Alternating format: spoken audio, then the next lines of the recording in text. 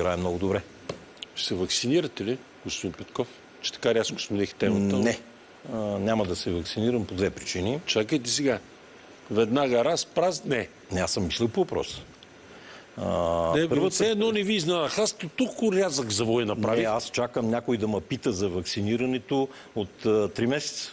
И аз сега ви оцелих, така И ли? вие ме ударихте в сърцето. Ма не, защото сме в такава ситуация и празници и В тази всичко, ситуация казвам двете причини, поради които няма да се вакцинирам. Едната е, че примерно излиза да ме убеждава Борисов да се вакцинира.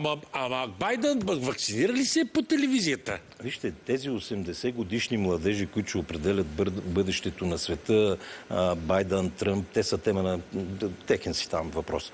Но когато измамник от кариерата като Борисов излиза да обяснява как се вакцинира, то е същото като Хитлер да отиде в Израел и да обяснява плюсовете на курортния комплекс Дахау.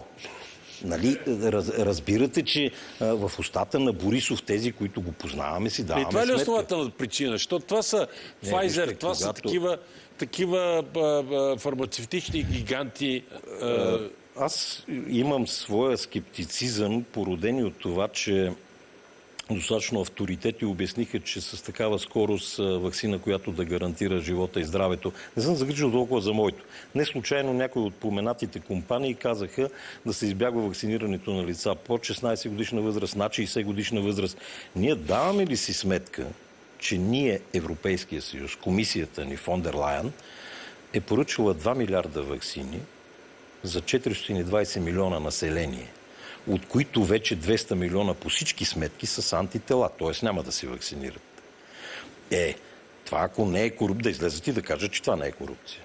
Да излезат и да кажат, че по 5 ваксини на човек е нещо нормално. Да излезат и да обяснат, да, вие ще платите по 5 ваксини, след това ще платите и унищожаването на тези ваксини, които няма да бъдат използвани. И вижте, на този фон нашият човек с шкафчите, он не е сигурно с гардероби. Що никой се не занимава с него? Никой не се занимава с него, защото той за тях е приемлив. Доналд Туск каза, че той му се изповядал. Що не го разпитат в изповедта? Къде точно беше шкафчето, кюлчетата и импозантната дама, която е направила упоменатите снимки? Не се прави така политика и не е тази Европа, Европата, към която се стремяхме ние източноевропейците.